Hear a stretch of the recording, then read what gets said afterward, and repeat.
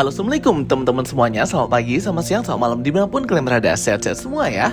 Oke teman-teman semuanya, di video kali ini kita akan ngebahas film Shazam Fury of the Gods, dimana aku akan menceritakan dan nge-breakdown ending explain penjelasan akhir posibilitas cerita berikutnya dari film Shazam Fury of the Gods ini. Spoiler alert ya untuk kalian semuanya yang belum nonton film ini ya guys ya. Jadi di video kali ini kita akan ngebahas tentang ending explain atau penjelasan akhir dari ending cerita Shazam Fury of the Gods. Sumpah ya guys ya, setelah kemarin nonton filmnya itu well presentation banget, menghibur, seru, dan ya nggak aneh-aneh ya teman-teman ya. Jadinya mengecewakan tidak, membosankan tidak, yang ada bagus dan seru banget. Pokoknya enjoyable banget nontonnya kemarin.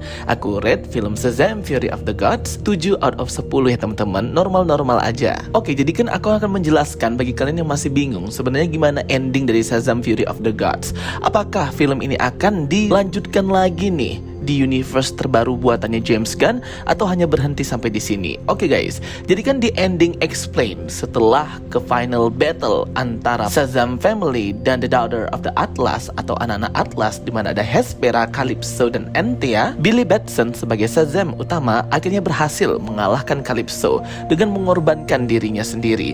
Tentunya karena dibantu oleh Hespera. Ternyata memang dari Children of the Atlas ini yang paling jahat itu ialah Calypso, sedangkan Hespera dan Antea itu tidak. Ya Hespera juga jahat ya, tapi dia tidak sepsikopat Calypso, sehingga di final battle Calypso ini mati karena keserakahannya sendiri. Ia bahkan menyakiti dan membunuh saudaranya sendiri, Hespera, serta menyerang Antea hendak membunuhnya.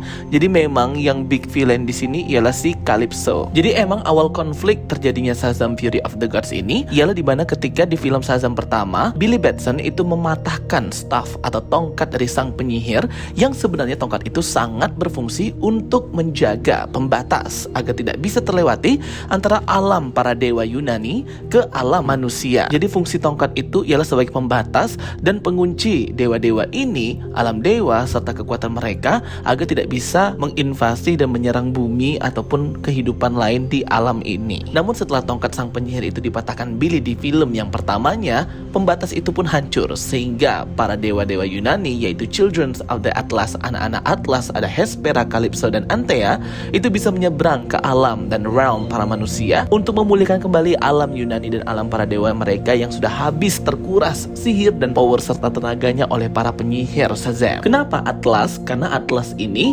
memberikan kekuatan bagi Shazam ya. Kan ada tuh di akronim namanya Shazam, yang A-nya Atlas, memberikan karunia kekuatan yang hebat. Datanglah ya si Hespera dan Calypso ini untuk mengambil staff atau tongkat itu dan memulihkan kembali kekuatan mereka. Masing-masing mereka ini memiliki kekuatan. Hespera kekuatan elemental, Calypso kekuatan yang mempengaruhi pikiran, dan Antea itu manipulasi objek dan ruang. Jadi mereka ini tidak balas dendam ke realm atau alam manusia dan memulihkan kembali realm atau alam mereka. Calypso menanam apel emas untuk memunculkan pohon kehidupan di alam manusia, namun malah membuat para monster jadi lahir dan menyerang para manusia itu sendiri. Karena nggak cocok ya di alam manusia, apel emas itu bibit atau benihnya harus ditanam di alam para dewa di Yunani. Jadi sebenarnya yang menyebabkan kekacauan dan kehancuran ini adalah Calypso yang sangat dendam. Wah, kacau banget ya. Ya seperti biasa ya, Shazam atau Billy Batson pun akhirnya harus mengalahkan Calypso yang jahat dan menghentikan kekacauan dan kehancuran yang disebabkan oleh pohon apel emas itu. Billy Batson sekarang ini sudah tidak bisa lagi nge-share atau berbagi kekuatan Shazamnya ya dengan para family-nya, dan ini semuanya full kekuatan dia sendiri dan strateginya. Akhirnya Billy Batson pun malah mengorbankan dirinya ya teman-teman hingga ia mati untuk membunuh Calypso. Bahkan Hespera yang sudah sekarat berbalik membantu Billy karena ia percaya pada Billy yang seorang manusia itu ternyata memang betulan dewa yang memiliki hati yang bersih. Jadi di film ini Hespera dan Calypso itu mati ya, kecuali Antea. Badan mereka berubah menjadi debu gitu ya teman-teman, dan pergi ke underworld. Oke, itu sedikit rekap ulang gitu ya ceritanya gimana, biar nanti connect dengan penjelasan ending yang akan aku jelaskan. Nah, di endingnya tadi si Billy ini kan mati guys, mengorbankan dirinya untuk menyelamatkan bumi dan juga membunuh si Calypso ini. Namun pada akhirnya karena ia ini sangat dihargai, ia pun diajak ke alam para dewa oleh Antea dan dikuburkan di alam dewa Yunani gitu guys. Nah ini nih yang agak membagongkan juga ya. Secara tiba-tiba Wonder Woman itu datang entah dari mana. Padahal akses ke alam para dewa itu kan menggunakan pintu kemana saja ya. Dan nge-share kekuatannya, kekuatan ayahnya Zeus. Karena kan si Wonder Woman ini demigod, setengah dewa setengah manusia. Kekuatan Zeus dan darah Zeus masih mengalir di badannya. Menggunakan hentakan kekuatan energinya, Wonder Woman pun memegang tongkat sang penyihir itu dan mengembalikan lagi cahaya tongkat dan kekuatan di alam para dewa dan kekuatan para dewa-dewa itu sendiri. Antea pun akhirnya mendapatkan kekuatannya kembali yang sempat hilang, dan Billy Batson pun yang tadinya sudah dikubur dan mati hidup lagi ya, dan mendapatkan kekuatan Shazam-nya kembali. Jadi semua ini bergantung dengan si tongkat itu ya, karena tongkat itulah sebagai sumber cahaya dan sumber energi kehidupan bagi para dewa dan kekuatan mereka. Sesudah ngidupin kembali si tongkat itu, Wonder Woman pun udah pergi gitu aja ya.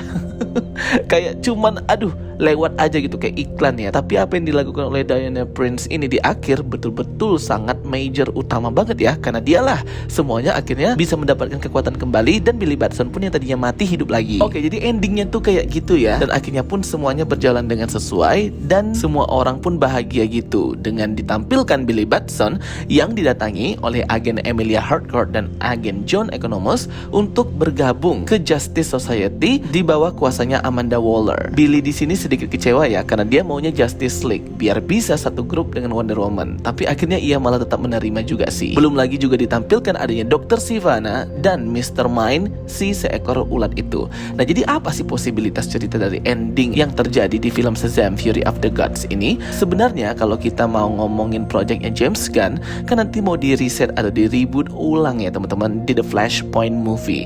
Jadi kalaupun kita berspekulasi ending explain dan penjelasan posibilitas cerita berikutnya agak nggak sinkron ya, takutnya malah nggak jadi, karena kita belum tahu nih seberapa besar dan berpengaruhnya reset Flashpoint nanti. Tapi nggak apa-apa sih kalau mau spekulasi dan menerka-nerka, bebas ya teman-teman ya, kita berdiskusi bareng. Tulis pendapat kalian di kolom komentar nih. Kalau menurut aku ya, kemungkinan apa yang dilakukan Wonder Woman memulihkan kekuatan para dewa dan bergabungnya Billy Batson sebagai member Justice Society oleh agen Emilia Harcourt dan John Economos itu tuh kayak menunjukkan bahwa sebenarnya masa depan dari film Shazam dan Billy Batson ini pastinya akan terus dikembangkan oleh James Gunn. Kayaknya nih ya, Shazam ini akan gabung ke seriesnya Peacemaker dan universe-nya The Suicide Squad juga nih, karena Emilia Harcourt dan John Economos akan kembali ke Peacemaker season kedua. Itu yang pertama. Terus yang kedua, tindakan Wonder Woman memulihkan kembali alam para dewa dan merestorasi kekuatan mereka itu tuh kayak sama dengan tagline dan high title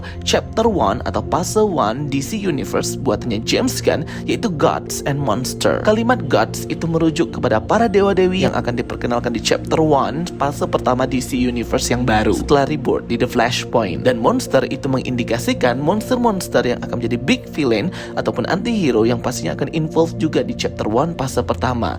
Kita juga masih ada nih The Elseworld atau biasa disebut universe atau semesta lain yang pastinya juga gabung di chapter 1 ini sesuai dengan announce atau pengumumannya dari James Gunn itu sendiri beberapa bulan yang lalu. Jadi sangat masif dan luas sekali sih kalau kita ngomongin posibilitas cerita ke depannya untuk Shazam Fury of the Gods ini.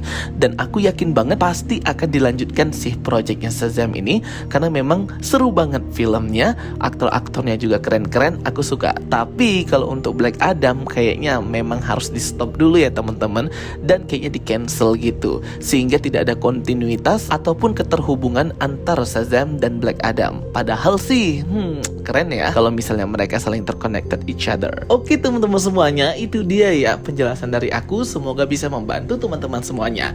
Thank you for watching my videos, don't forget to like and subscribe. Kita ketemu lagi di video-video aku berikutnya, so stay tuned and stay watching. Sampai jumpa semuanya, bye bye, see you next time.